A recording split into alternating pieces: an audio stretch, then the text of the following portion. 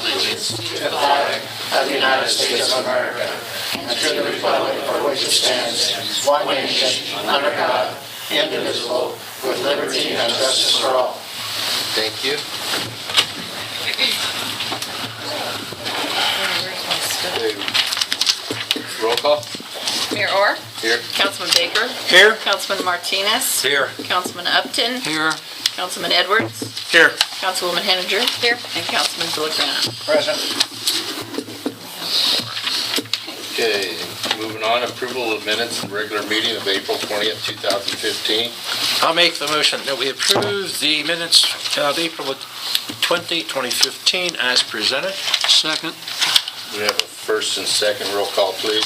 Baker? Aye. Upton? Aye. Martinez? Aye. Villagrana? Aye. Henninger? Abstain. Edwards? Aye. And Mayor Orr? Aye. 6 ayes.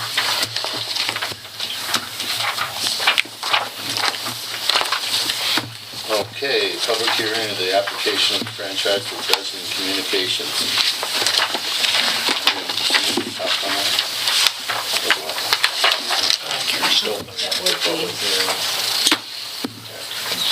All right, it's opened up the public hearing on the application for the franchise for Resident Communications. Has anyone got anything to say on this?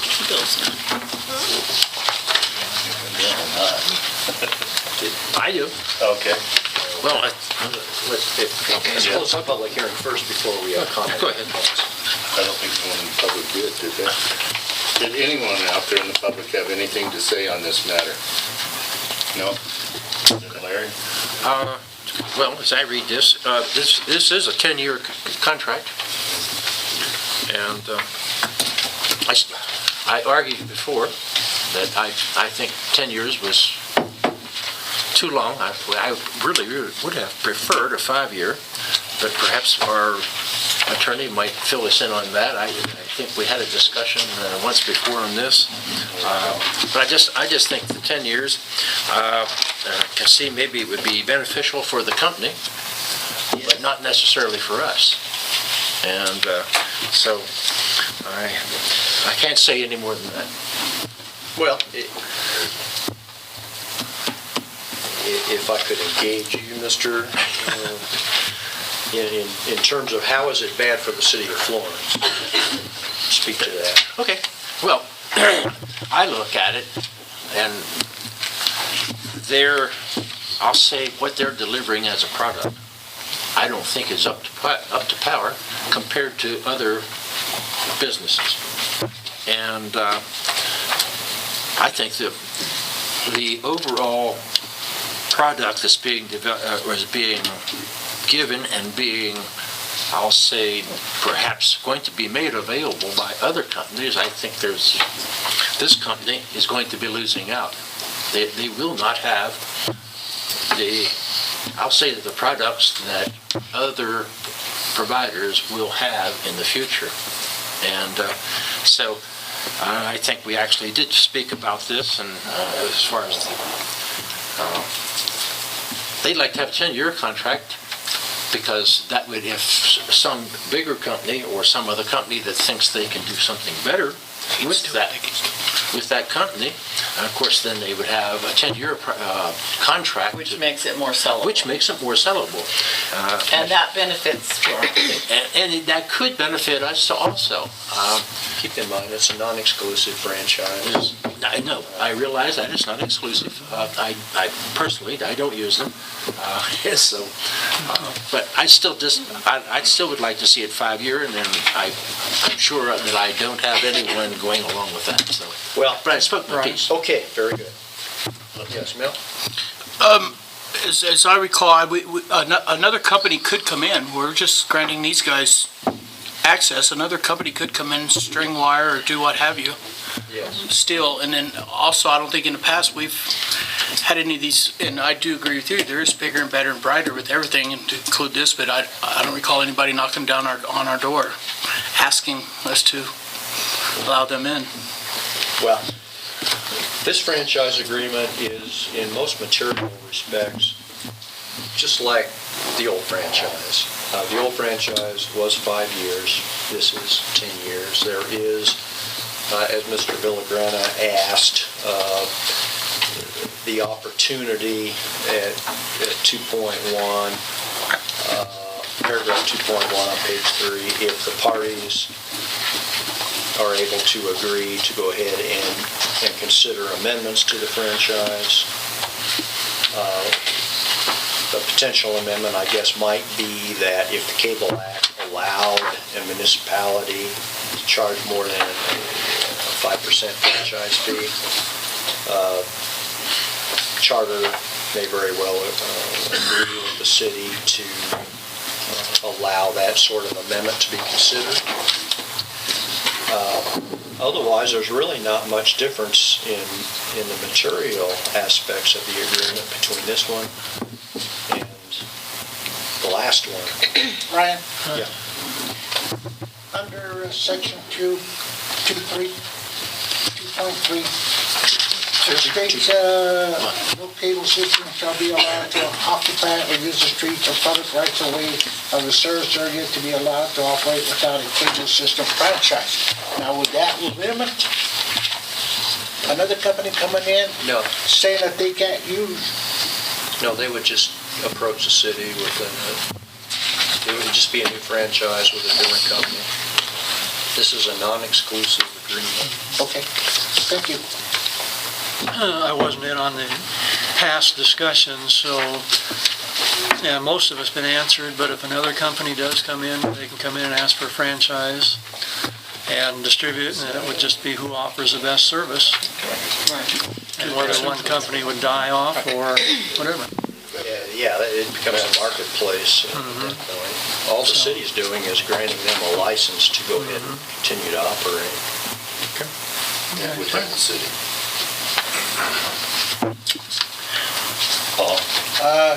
Just to let it be known, I agree with Larry.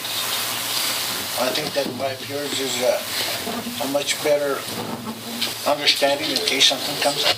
I understand, and I really pushed that position with Charter, and they just simply were not willing to bend on it, other than the language that they did bend with. A grantor and grantee further agree that either party may request the other to consider amendments to the franchise during the term hereof.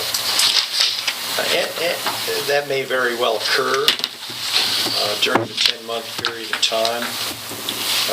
Charter may come to the city and want an amendment. And then, of course, the issue would be on the other foot. So in a way, they're boxing themselves in as well. So if this resolution or ordinance does not pass, Charter won't be here? Is that basically it? They're not allowed to operate without. We've been trying to do this now for, what, a year? It expired a year ago in March, yeah. It's been a long haul. Because they didn't answer you back. So we've been covered with these temporary extensions of the old franchise. It hasn't been easy, let me put it that way. We worked with Brian with this Erica over a number of months to get this franchise done. And I think in one of the last meetings that we had with council, discussion came up about, we wanted a 5-year and they wanted 10.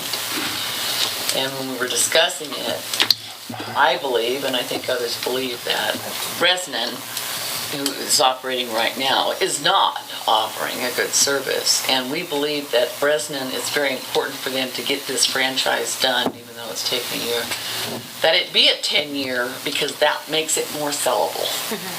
And we believe that's exactly where this is leading. So it's to our benefit to adopt this and move forward with a 10-year franchise so that they can sell it off to Comcast or whoever, which I believe is what's coming. Why would they have the city so much then? I would say... Well, because then we have a cable company that will maybe offer us some service, some better service. I would say, as Brian pointed out, as long as we could make amendments to it later on, 90 guess we could go along with this. And as Brian said, they're not willing to bend.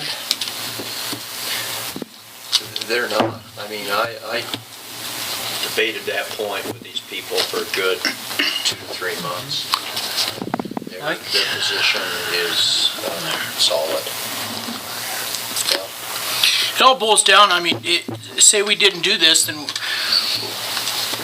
I don't think we'd be doing a very good thing for our citizens, because then we'd be forcing them to take options that are available here, which is mostly satellite.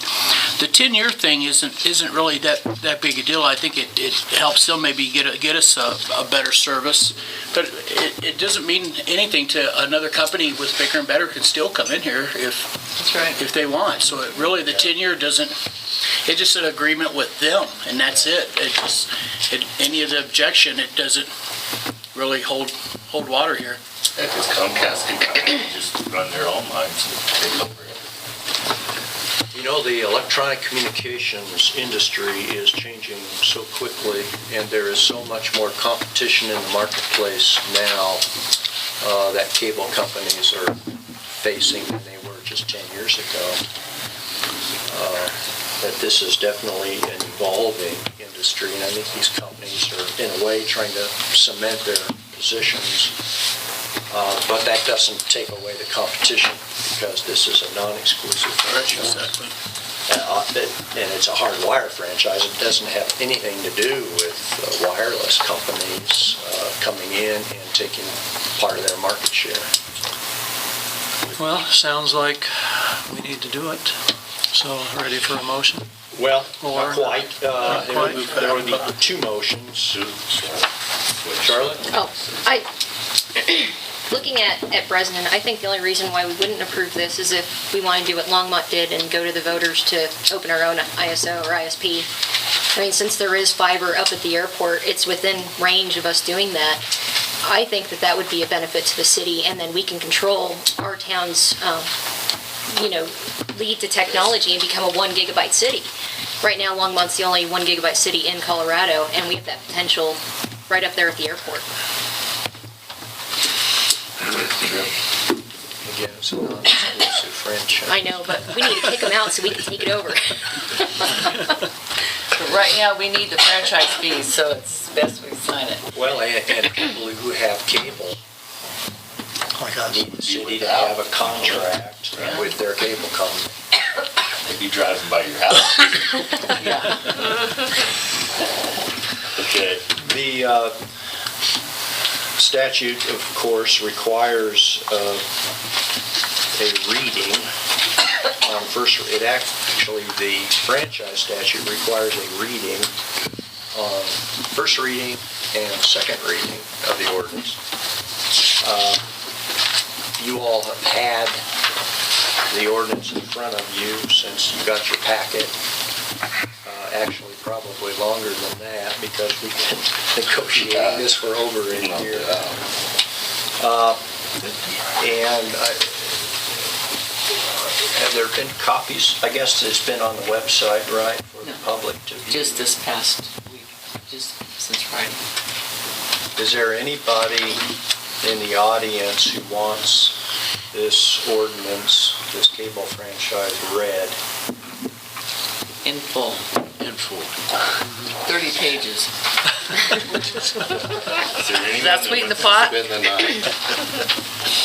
I see the chief. Answer gets to read it. Okay, well, for the record, nobody who's in attendance here is asking that this actually be read into the record. It is on the website now, so anyone in the public who wants to read the franchise can go to the city's website and find it and read it. Otherwise, since I'm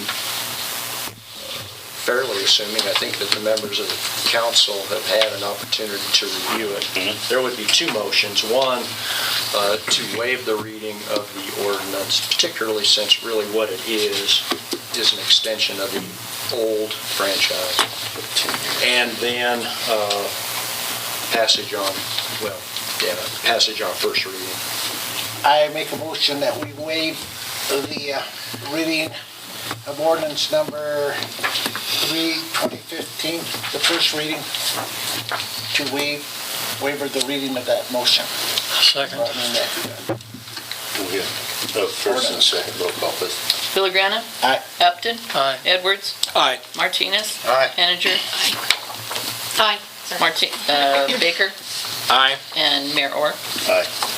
I further make a motion that we accept the first reading of ordinance number 3, 2015, granting Bresnan Communications LLC, locally known as Charter Communications, a 10-year non-exclusive franchise to install, own, operate, and maintain a cable system for cable television and other cable services within the city of Florence, setting forth conditions accompanying the grant of said franchise, and providing for regulation and use of the cable system. Second. First, second roll call, please. Villagrana. Aye. Upton. Aye. Baker. No. Martinez. No. Edwards. Aye. Henninger. No. And Mayor Orr. Aye. 4 ayes, 3 nays. Yeah, the ordinance requires that the full council vote the majority of the full council vote in favor of the franchise. I think there are 4 votes. Yeah. Yes. Okay. Requires 4, so it passed on first reading. Okay. You still have cable tonight. Watch the garden home remodeling stuff tonight. Okay, moving on. Action following hearing the first reading of ordinance 3-2015 approving. Oh, we already did that one. Yeah. Going. We'll move on to visitors and the crowd. We have Bruce Jensen first.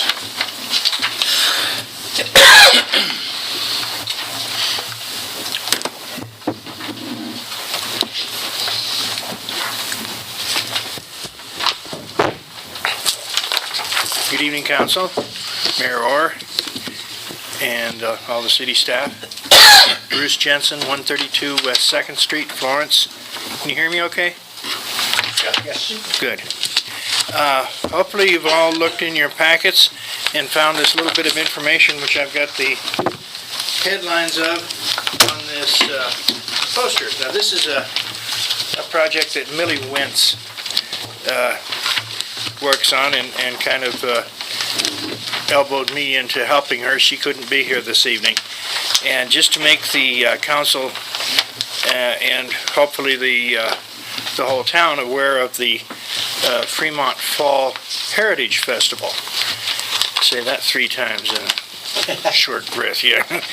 But anyway, this is their 2nd year. Their first year was very successful, and they tried to expand it a little bit, so now the dates are from September 19th to October 12th, so it includes our Pioneer Day festival, and there's a number of other things, and the booklet in there, the Heritage Festival booklet, the one, the picture on the top, that was last year's, and they formatted it in such a way that all they have to do is change the cover and put the 2nd and this year's date in it, and probably a new picture. Most of the stuff, if you look in there, the brief little overviews of all the towns and municipalities and townships and everything will remain pretty much the same. They're all very well done. And most of them, these are annual events, so the dates they just will update to this next, what includes in the next fall. And it's just an informative thing. This is fall, and I guess never too early to start thinking about Pioneer Days and all the things that happen in the fall here too. And she asked that we ask for a proclamation from the council and the mayor setting aside or acknowledging the Fall Festival Heritage for September 19th to October 12th, in an official manner. Do you have any questions? You got all that info there. And they're inviting too in there, and there's applications. I don't know if you got an application in that package. Yes. Oh, did you? Yeah, if anybody's, has another idea for something they can do in there, and if we get in, I believe there's a June 20th somewhere in there cutoff date, and then that information would go into the brochure. But just things that celebrate our Fremont County heritage and the events that we use to celebrate as such. And history is included in the heritage, and paleontology and everything else. So this is kind of an overview, and brought under with the county. The county commissioners, they already had made such a proclamation, so it's county approved. Okay.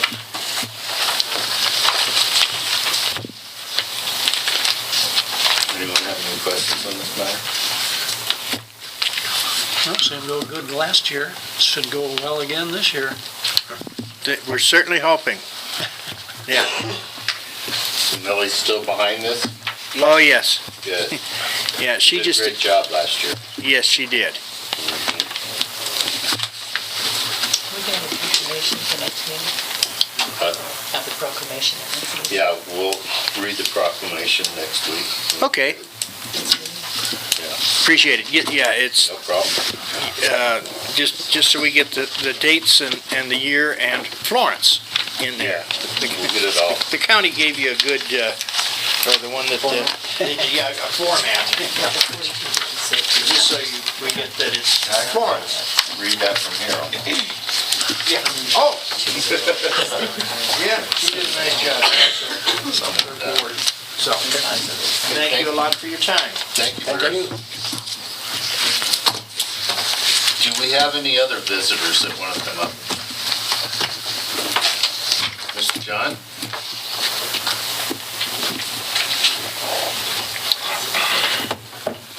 John Miller, 111 Church Avenue. On the agenda tonight on line 5, unfinished business, Alan is going to ask for some street closures, and for Halloween it says Main Street from Church to Petroleum. I believe that should read 3rd Street, down Church and down Main, so that the library, J Cafe and Willie's Antiques is included into the street closure. It'd have to be 2nd Street because 3rd Street's our detour. So 2nd Street to Petroleum. Yeah, it's I believe it's 2nd Street and around the corner. That's right, not 3rd. Alongside Jake's. That takes in the Is that what library. you're talking about? What's that? 2nd Street? Yeah, 2nd Street and around, Okay, not at the corner of Church and Main. all right. We'll ask you if they can change it. The map went a little past 2nd Street, but it's 2nd Street, 2nd and Church to Petroleum is what it should read. Okay. Thank you. Any other? Their actual request form showed it as 2nd to North Petroleum, what we put on the agenda. It should have been 2nd and Church to Petroleum. Yeah, yes. So it's already right, but it's not on this one. It's the agenda that's wrong. His request is right. Yeah. Or Dina's request. Any other visitors? Yeah, that's, Okay, we'll move on. If there's no others, the unfinished business. Now we'll ask for Alan to come up, request for street closures. Or, I guess not Alan, but Alan sure has changed. My name's Dina Lozano, and I'm here to represent the Chamber of Commerce. My address is 1077 Coal Creek Drive in Coal Creek, Colorado. I'm here tonight to request street closure for Junk Teak. I've enclosed the maps, and that's going to be Starting September 17th, Thursday at 6 p.m. to Saturday, September 19th at 7 p.m. That'll be on Santa Fe Street, starting with West Main to West 2nd Street. I have approached all of the businesses as well as dropped off letters to the residents on that street, and as far as up to this point, nobody's had an issue with that. The other street closure that I'm here to request is for Halloween, so October 31st would be when we would start that at, I believe I put 4 p.m. And that would be for Main Street. And both of these are read the same from 2nd Street? No. Well, the Halloween is. Yeah. Halloween. Junk Teak I said both of these. This Junk one- Teak is actually Santa Fe though. Yeah. Just one Okay. Yeah, Junk Teak is just for Santa Fe. And the ones for Junk Teak, do you have letters from them people that lived there that said it was okay for them? I don't, sir. I can follow up and make sure that there was no further problems, but the people that I did talk to, I think there was 2 residents that weren't home, but I did leave letters for them with my contact information if they had an issue with it, and I haven't received any calls. All right. Probably didn't see that because that one on the end really gets upset. The one caveat that we've kind of traditionally placed on that is the handicap space. Down on the end of, just below 2nd Street. But it's worked out every year that we're able to give them access there. So that's really the... Yeah, that's the one I'm talking about. Are those folks still living there? Yeah. They are, because I haven't seen them parking. The building has sold, so it might not be an issue. Okay. We just want to be aware of that. Okay. It's needed. And actually, last year, we didn't block that spot. No, we didn't block that spot. If you actually look at where they put the street closure on the map, So, if they put the street closure where they show it going on the map, which is where it was last year, it keeps that space open. it keeps some space open. I don't think there'll be an issue. Just wanted to- Okay. Just gonna make sure. We don't make her next. She got upset last year. Any other questions? I just have a question. Is this our form, or did you make this? I made it up when we made the proposal. I think this is great. This is something that we should do for, I mean, this just makes it so much easier to read, and great job. Thank you. Yeah. Thanks. We can steal their... Can we steal the form? I sent it to Dory already. Yeah, we She have it. has it. Don't worry, we have it. Okay, cool. Any other questions? Got Mr. Massey over there? Tony, did you have a question? No. Okay. Oh, yeah, I did. What's that? Well, last year you started at 4 o'clock and it's 4:30 here. I'm happy to move it. It can be 4 o'clock if that's what works Which for you one, the guys. Halloween? Halloween deal? I thought it was 4 last year, wasn't it? Oh, it's, I thought it was. We need it to be as early as possible to get the barricades up. So, Because 4 o'clock, and then because by 5 it's getting dark and they're starting. So would it 4 help if we o'clock is- started earlier than that? Yeah. No, I don't think the state patrol lets you go any sooner than that. Okay. 4 o'clock is I think acceptable. that's acceptable. That's what I Okay. thought. yeah, We had that'll, it. that'll run us out of candy. That's the only way to get the street clear. Yeah, right. They love So- your doors. So we on 4 on that? Yeah. Yeah.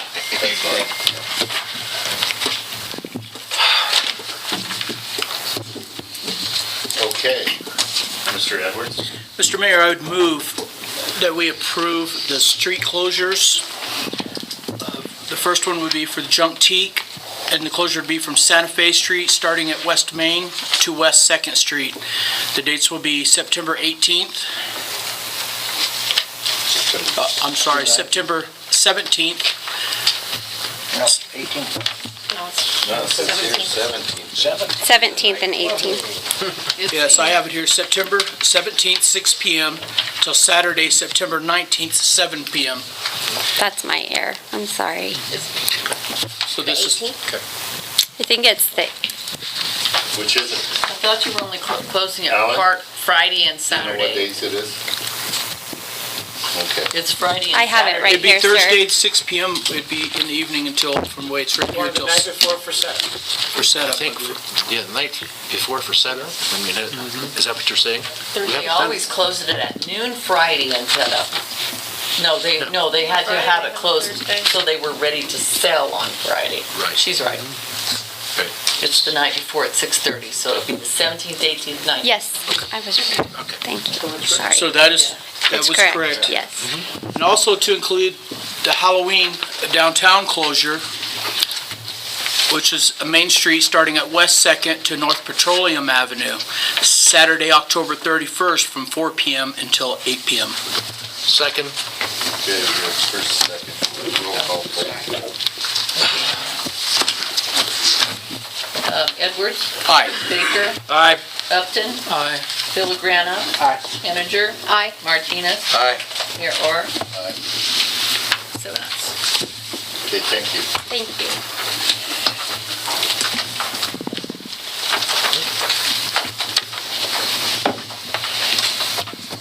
Okay, we're gonna move on to new business.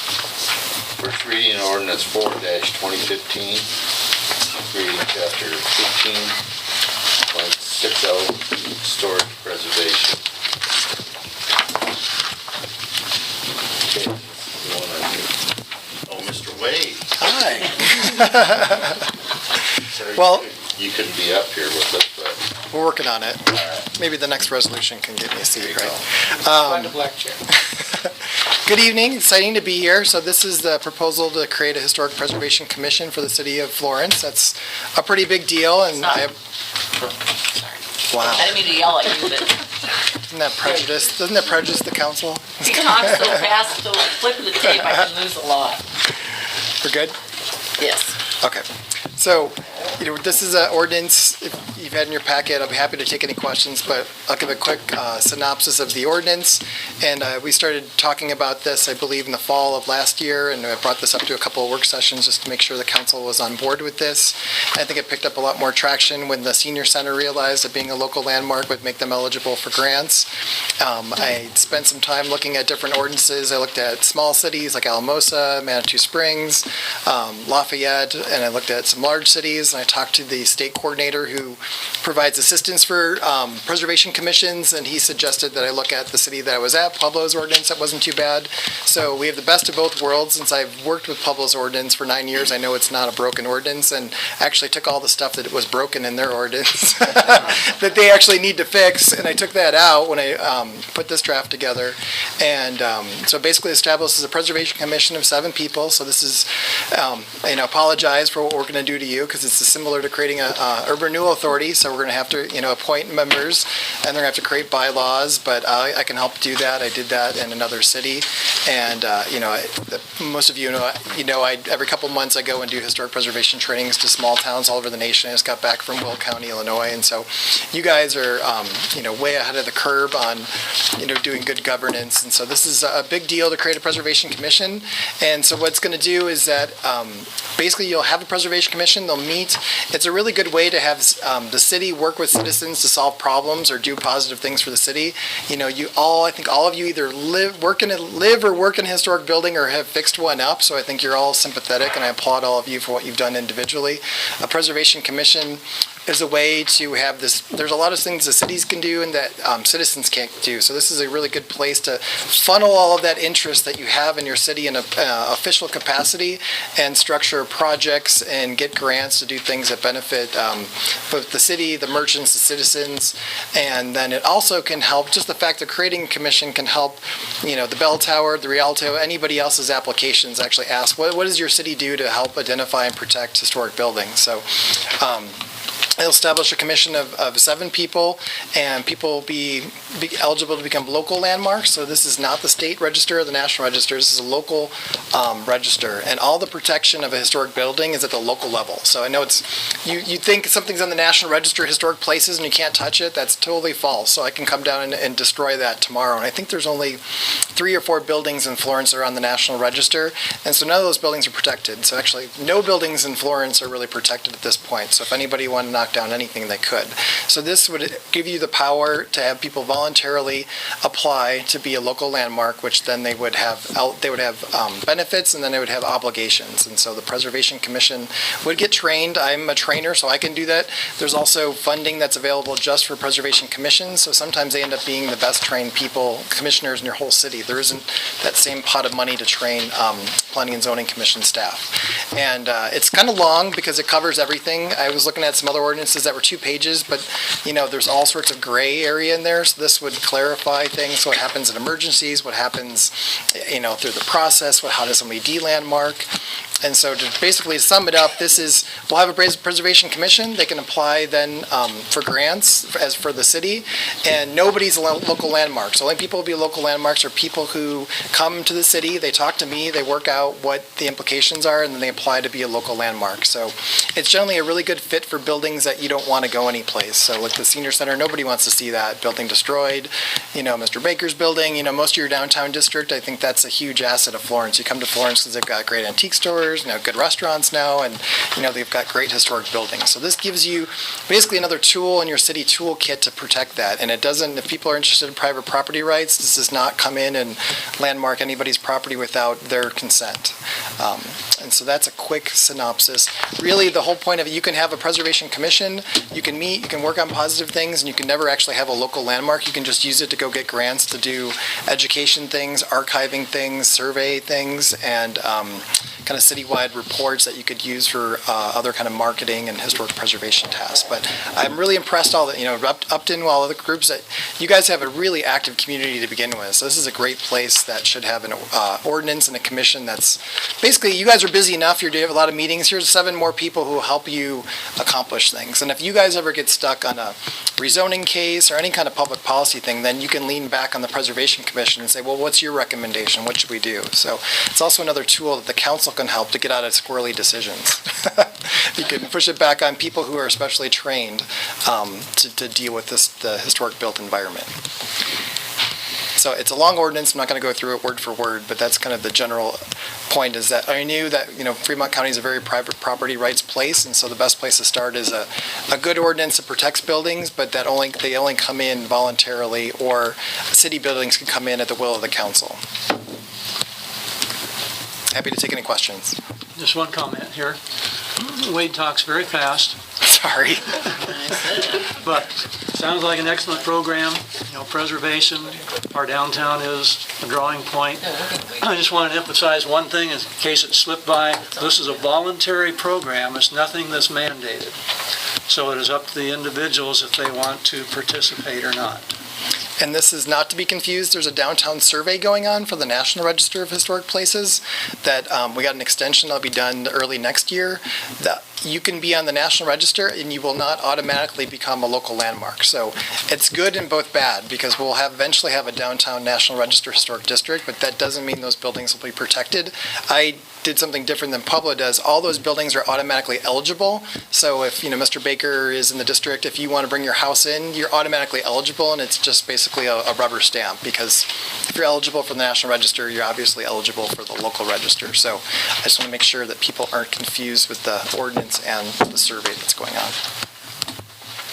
Mr. Edwards, you had your hand up, didn't you? Yes, this might be something maybe for later, but I wanted you, because you do, and I know how, being in real estate, how it could be a problem with some of that national registry, and I know how it travels with title. Our attorney may be able to answer this, or maybe it's not something to answer right now. At the city level, we formed this this committee, or this charter. Will it travel? If somebody volunteers and comes on, will it travel with title? Yeah, it's a serious thing. It's akin to rezoning somebody's property in a way. It won't change the uses, but the restrictions and the obligations travel with the property, and so it'll be registered against, the clerk will record it so that people can find it in a title search. But to answer, you're right, there are sometimes issues with insurance in historic buildings, but they're generally not because they're landmarked, it's because they're an old building. And so I've been doing a lot of research into this, and Denver has no problems for some reason. They've got like 10,000 landmark buildings, but Pueblo's having a big problem with this. And what I've been finding is that it's basically, I think when insurance companies hear historic, they know it's over 50 years old, and they assume it has problems, and they also assume that if it burns down, it has to be reconstructed exactly the same, which is not the case. If a historic building burns down, it's gone. And so we want something that gets replaced that's sympathetic, but we're not going to make you go try to find stone, and we actually legally can't do that. So you're right, there are insurance implications sometimes, but it's generally, I've had a lot of people in Pueblo get dropped who are in historic houses that are unlandmarked just because their house is 110 years old. And the banks don't, I mean, the insurance companies don't want to take any risks anymore. Okay. Just a question, Brian, could we waiver the reading of 22 pages of this? Yes. Yes, Could please. I, with your permission, sir? I would love to. And I would make a motion that we waive the He's reading got, of... Larry's got a I question. got a question here. Oh, I'm sorry. I just want to Excuse me, Larry. clarify, to follow up with what Mel had asked. So, if there is a building, an owner of a building, go ahead, gets into this, but then they sell the property, is there a way back out? The way back out is to de-landmark the property. And so basically, they would And go back through the The new preservation. owner could do that. Yes, there's always, every land use That's what I action, wanted to clarify. there's always a vent for any land use action. So the new owner would basically have to go to the Preservation Commission and say, this is the reason we don't feel like we should be able to historic landmark anymore. So you can pull it back out. It's not a good policy, but it's always, they have that legal right to do that. Okay. So that's why there's really no negative. You could always get out of it, but you don't want to be letting people jump in and out of it back and forth. Okay. I just want to clarify that to make sure that there is an out. Mhm. Okay. Good. And if I could, on the question I asked, I think it's a good thing that it travels with title, because then, like in my business, then a new owner knows exactly what they have. Yeah. You know what I mean? It's not, they're buying into something that's not gonna go away. And a good example would be maybe somebody landmarks something next year. This Florence does well for 15 years. 15 years later, somebody buys it. It's an elderly person. We find out there's termite damage, and to fix the property up would be 6 times the cost. They could come before the Preservation Commission and say, we want to be de-landmarked or there's actually a demo certificate. We want to demo the property, but they would have to prove some reason. You don't just pop out because you're bored with it or don't like it or something like that. I think, and the big thing when preservation doesn't work is that it's not staffed well and it doesn't have a good commission. We've got pretty good staff here. Some cities do it with just a city clerk. They don't even have a city planner, and then we have tons of training for a commissioner. So I think this is a really good fit for it. Yeah, and that's what I think the way you answered that would be a positive. And the other, I didn't even pitch all the, it's somebody locally landmarks are eligible for a 20% rehabilitation tax credit. Because Paul's always on, and I hate vacant buildings. I hate to see buildings, historic vacant buildings, and to get it fixed up. And I know a lot of you guys are spending a lot of your own money and wish that was around, but somebody could then apply for a $5,000 to $50,000 tax credit for all the work they put into restoring a historic building. And that becomes immediately eligible once we pass this code. Do we have a motion of dispensing with the reading yet? Well, it's public comment, right? Okay, we make a thank you. motion to dispense with the reading of this ordinance 4-2015. Second. First and second, roll call, please. Upton, Yeah, yes. Villagrana. Aye. Aye. Edwards. Martinez. Aye. Henninger. Aye. Baker. Aye. Mayor Orr. Aye. 7 ayes. Okay. Make a motion that we pass on first reading ordinance 4-2015, an ordinance creating chapter 15.60 of the Florence Municipal Code to identify, designate, and preserve historic, cultural, and architectural landmarks and buildings and districts of distinctive character within the city of Florence. Second. First and second, roll call, please. Upton. Aye. Baker. Aye. Martinez. Aye. Villagrana. Aye. Henninger. Aye. Edwards. Aye. Mayor Orr. Aye. 7 ayes. This ordinance is also on the website. Okay, if anyone wants to read it, it's on the website. Yeah, it's on the website. Moving moving on, resolution 9-2015, establishing water rates effective 5/1/2015. This is the item that we discussed at the last council meeting. 2 years ago, it was anticipated that water rates would have to be adjusted by $1.50 a month. The good news is, it did not have to be adjusted by $1.50 a month. Instead, it was 4 cents. At least 4 cents for in-city and 8 cents. All of it. Oh, 4 cents for everything. So that was very good news.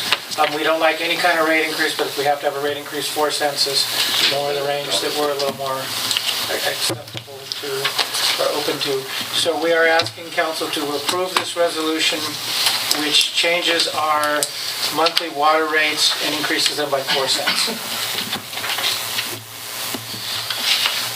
Any discussion on this? Okay, I need a motion on the floor. Make a motion that we approve resolution number 9-2015, a resolution establishing water rates and regulations for application for water taps and repealing resolution 7-2014. Second? Do we have a first and second? Roll call, please. Upton, Aye. Baker, Aye. Penninger, Aye. Edwards, Aye. Martinez, Aye. Villagrana, Aye. and Mayor Orr. Aye. So, Okay. We have a liquor license renewal for Louis at 109 South Pikes Peak Avenue. And let's see what we have.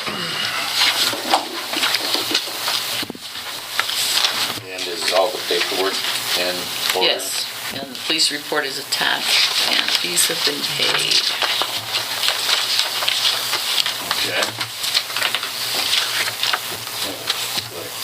Pretty clean.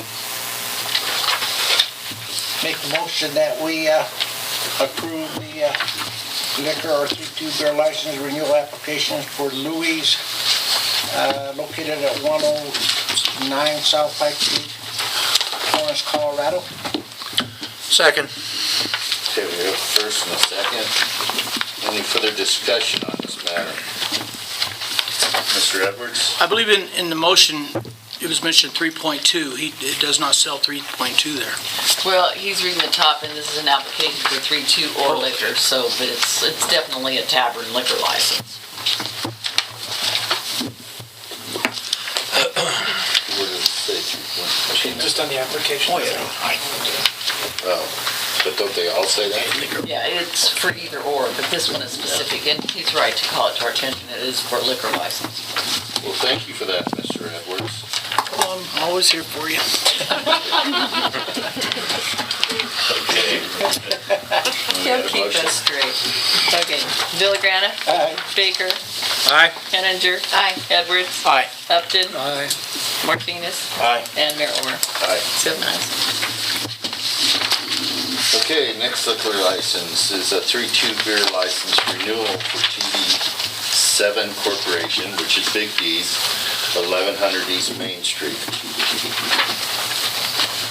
And any problems with that? And yes, it does say 3-2 too, Mr. Edwards. And this one is 3-2. But I don't believe they sell liquor there.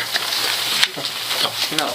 No, only 3-2. I'll make a motion that we approve liquor or 3.2 beer license renewal for TV7 Corp., parentheses, Big D's at 1100 East Main Street. Second. Any further discussion on this? Roll call, please. Sorry, he was talking to me. Who Who's was the second? Larry. Okay. roll call, please? Upton. Aye. Baker. Aye. Martinez. Aye. Villagrana. Edwards. Aye. Henninger. Aye. Mayor Orr. 7 ayes. Now you can call my I was asking why we got something for the Elks Club, but they weren't on the agenda. And this was from last time Dory was proving to you that The paperwork, that's good. state that we got the It's police contingent report. upon, I believe, the way the motion It was was. contingent upon the police report. There it Now is. you see the police report. Yep. And now you don't. So there it is. And now we're done. Okay. All right, for the mayor's report, I'm going to read a proclamation for National Historic Preservation Month. Whereas historic preservation is an effective tool for managing growth and sustainable development, revitalization, neighborhoods, fostering local pride, and maintaining community character while enhancing livability, and whereas historic preservation is relevant for communities across the nation, both urban and rural, and for Americans of all ages, all walks of life, and all ethnic backgrounds. And whereas